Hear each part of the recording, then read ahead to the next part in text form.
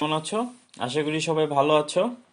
আজকে খুবই সুন্দর এবং খুবই কালারফুল একটি টপিক নিয়ে তোমাদের সাথে শেয়ার করব। আজকে তোমাদেরকে দেখাবো কালারের মাধ্যমে একটি দৃশ্য অঙ্কন। সো তোমরা সবাই পাশে থেকো। আমি খুবই আস্তে আস্তে করে সমস্ত বিষয়টা বুঝিয়ে দিচ্ছি।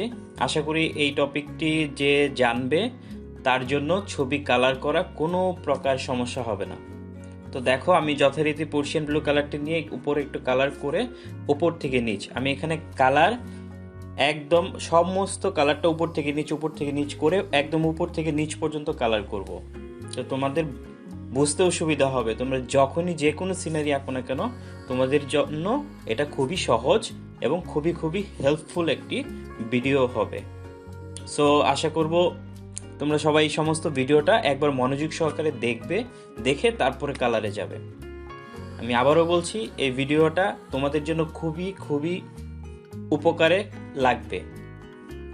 দেখো, প্রথমে আমি পার্সিয়ান ব্লু কালারটি করেছি। এখন আমি এখানে হালকা যে আকাশি কালারটি আছে ওপর থেকে নিচ, দেখো কালারের টোনগুলোকে খেয়াল করবে। ওপর থেকে নিচ, আবার ওপর থেকে নিচ, ঠিক এভাবে উপর থেকে নিচ করবে।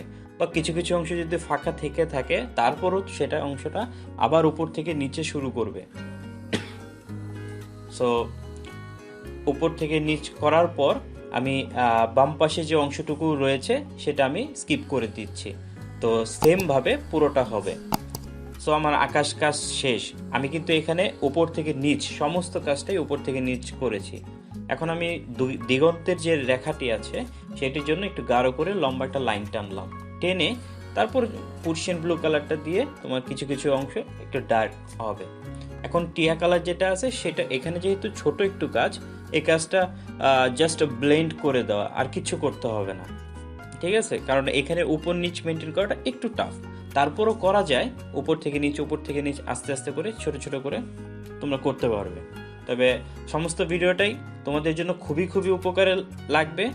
সো দেখো জাস্ট, এখন আমি দিগন্তের পেছনে যেন একটু ডার্ক থাকে তার জন্য একটু পার্সিয়ান ব্লু কালারটি যেটি আছে বা ডার্ক ব্লু যে কালারটি সেটি দিয়ে আমি একটু যে রেখাটি আছে সেটি অঙ্কন করে আমি কালারটা করে দিলাম। সো এখন আমরা দূরে একটু হলুদ কালার করব। এটাও যেহেতু ছোট এবং চিকন কাজ তার জন্য এটা আমরা হরিজন্টাল বা একটু লম্বালম্বিভাবে করে নিলাম। সো দেখো, হলুদটা করার পর আবার একটু টিয়া কালার করেছি, এখন আবার একটু পার্সিয়ান ব্লু কালারটি করেছি। এখন আবার আকাশি কালার দিয়ে আবার উপর থেকে নিচ। বলো তো আমি এটা কি করছি? এটা হলো নদীর অংশ। তো দেখো, উপরে আমি আকাশ করেছি, তারপরে দিগন্ত করেছি, তারপরে একটু মাঠ করেছি, এখন নদী করছি। উপর থেকে নিচ সমস্ত কাজটাই হবে উপর থেকে নিচ। তোমাদের কালার প্রবলেম যদি কারো থেকে থাকে আশা করি এই ভিডিওটি দেখলে আর কোনো সমস্যা থাকবে না। আর এই ভিডিওটি দেখার পর তোমরা তো যে কোনো সিনারি কালার করতে পারবে। অবশ্যই প্রত্যেকটা সিনারির জন্য একটি নির্দিষ্ট পদ্ধতিতে বা একটি নির্দিষ্ট নিয়মে কালার করলে কাজটা সুন্দর হবে, কেউ এলোমেলো কাজ করবে না। তো আমি আকাশে একটু মেঘ দিয়ে দিলাম। দেখো, আমাদের অলরেডি আকাশ, দিগন্ত, মাঠ এবং নদীর কাজ শেষ। এখন আমরা ল্যান্ডের কাজ করব। এই সিনারিটা সবাই যদি মনোযোগ সহকারে দেখো, সর্বশেষ অংশটুকুতে খুবই খুবই চমৎকার একটি মুভমেন্ট এসে দাঁড়াবে এখানে। সো দেখো, এখন আমি মাটির কাজ করছি। সো মাটির টোনটা হয় একটু অন্যরকম, কারণ মাটির টোনটা যদি আমি উপর থেকে নিচ দেই তাহলে কি হবে, এটা একটু খাড়া অবস্থায় থেকে যাবে। তো তার জন্য মাটির টোনটা খেয়াল করো। তোমরা যখনই মাটির টোন করতে যাবে তখন ঠিক ডান পাশ থেকে বা পাশে গাঢ় থেকে হালকাভাবে মিশিয়ে দিবে, বা বাম পাশ থেকে ডান পাশে, যে পাশে করতে চাও। সো নদীর টোন এইটার মধ্যে কিন্তু একটু পার্থক্য হয়। সো এই বিষয়গুলো খেয়াল করবে। ছবি আঁকা আসলে এতটা মুখে বলে দেওয়া বা বোঝানোর কিছু না। ছবি আঁকা দেখতে হয়, ফলো করতে হয় যে কোনটা কিভাবে ব্যবহার করছে, তারপর সেই জিনিসটা অনুধাবন করতে হয় যে আসলে এই জিনিসটা কি এমন কিনা। তো দেখো, আমি অলরেডি বেশ কয়েকটা কালার করে ফেলেছি কথা বলতে বলতে। এখন একটু ঘাসের কালার করছি। যে টিয়া কালারটি আছে সেই টিয়া কালারটি দিয়ে আমি ওই কালারটাকে মিক্সড করার ট্রাই করছি।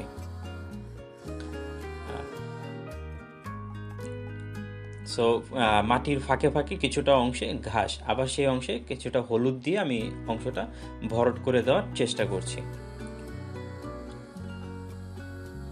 খুবই সহজ, ঠিক আছে। তো দেখো অলরেডি আমার যে মেইন বিষয় যেটা ছিল তোমাদের বোঝানোর জন্য, আমার কিন্তু কাজ শেষ, শেষের দিকে। মানে আকাশ, মাঠ, নদী এবং ল্যান্ড, একটা সিনারি করতে গেলে আমাদের কিন্তু এই জিনিসগুলোই প্রয়োজন হয়, আকাশের, মাঠের, নদীর। সো যদি কোনো গাছের গোড়ার অংশে কোনো মাটি থাকে সেইটার কালার কেমন হবে, বা যদি একটু মাঠের অংশ থাকে, একটু ঘাস ঘাস একটু ঘাস ঘাস থাকে, তাহলে সেটা কেমন হবে। সো এই বিষয়টা সম্পূর্ণটাই এখানে বোঝানো আছে, এবং তোমরা দেখলেই আশা করি করতে পারবে।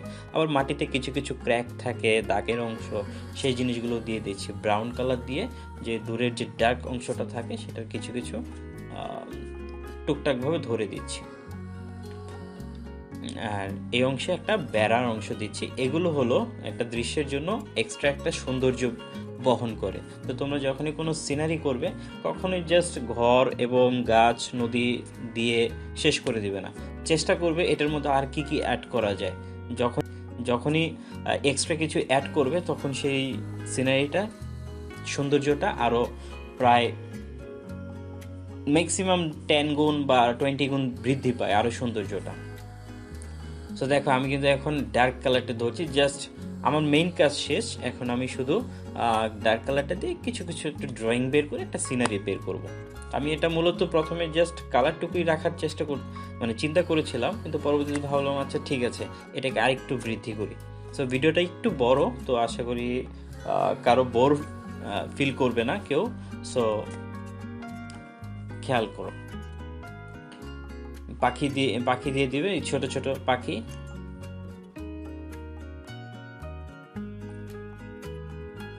তোমাদের যদি আমার ভিডিওটি ভালো লেগে থাকে, অবশ্যই আমার ভিডিওটিকে সাবস্ক্রাইব করো এবং ভিডিও দেখো, এবং কমেন্টে জানিও যে আসলে ভিডিও কেমন হয়, বা আরও একটু কেমন, বা কোনো কিছু প্রয়োজন কিনা আমাকে জানিও। আমি চেষ্টা করব তোমাদেরকে সাপোর্ট করার জন্য এবং তোমাদের চাহিদাগুলো ফুলফিল করার জন্য। দেখো এখন আমি ডার্ক কালার দিয়েই, আমি শুধুমাত্র কালার দিয়ে এখানে বাকি অংশটুকু করার ট্রাই করছি। একটা গাছ অঙ্কন করলাম কালারের মাধ্যমে। সো একটু ব্রাউন কালারটা দিয়ে আমি ফিল করছি। যেহেতু আমাদের ব্যাকগ্রাউন্ডে আমরা অলরেডি কালার করে ফেলেছি, তার জন্য একটু ড্রয়িংটা ডিস্টার্ব করবে, কিন্তু তারপর চেষ্টা করব ডার্ক কালার দিয়ে সেই কালারটাকে একটু ঠিকঠাকভাবে করে নেওয়া। এখানে গাছ করার সময় কি করতে হবে, খুব যে সমস্ত জায়গায় যে আমাদের ডার্ক ধরা লাগবে এমন কোনো কিছু না।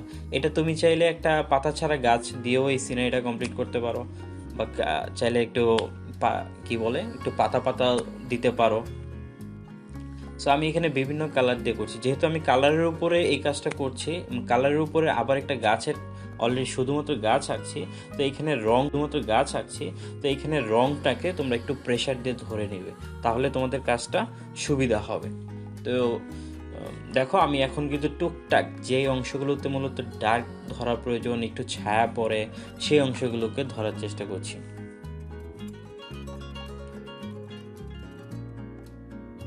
তো দূরে একটু দিগন্তের গাছ দিয়ে দিলাম। এখন দেখো আমি একটু গাছে একটু ফুলের ফিলিংস দেওয়ার চেষ্টা করব, যেন একটু গাছটা একটু সুন্দর দেখা যায় আর একটু। তো আমি অরেঞ্জ কালারটি দিয়ে পাতার যে শেপ, কিছু কিছু জায়গায় একটু পাতা দিয়ে দিচ্ছি।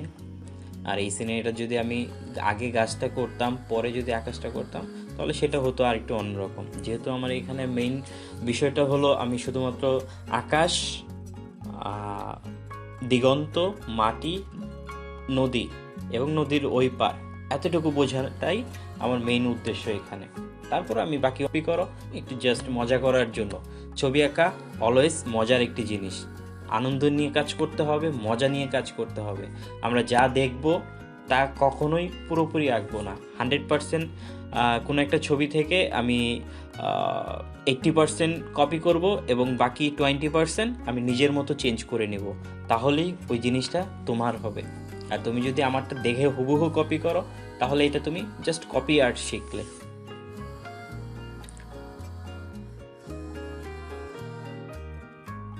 তো দেখো আশা করি ভিডিওটা সবার ভালো লাগবে।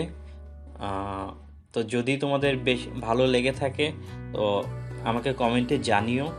আর আবারও বলছি, ভিডিওটা খুবই হেল্পফুল হবে তোমাদের জন্য। তো তোমরা সবাই সমস্ত ভিডিওটা একবার মনোযোগ দিয়ে দেখো। তো সবাইকে অসংখ্য ধন্যবাদ। ভালো থেকো, ভালো থেকো, সুস্থ থেকো। বেশি বেশি করে ছবি এঁকো। দেখো, এগুলো অলংকার বৃদ্ধির কাজ। আর আমাকে